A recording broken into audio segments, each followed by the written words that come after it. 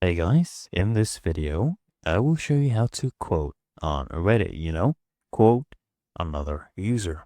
So very easy. For example, let's say you want to quote this person. So you just first copy the text you want to quote. Let's say I want to quote the whole thing. Okay, I'll just copy this, highlight everything with your mouse.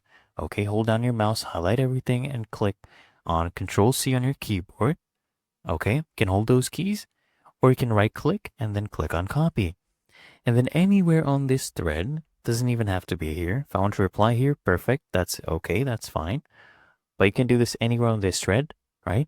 So I'll just paste this in first, right? Paste it in, and then I want you to click on this. Show formatting options.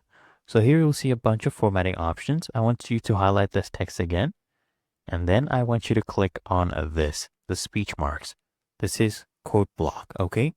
Click on this, and here you go. You have quoted them. And then let's say I start typing here. I agree.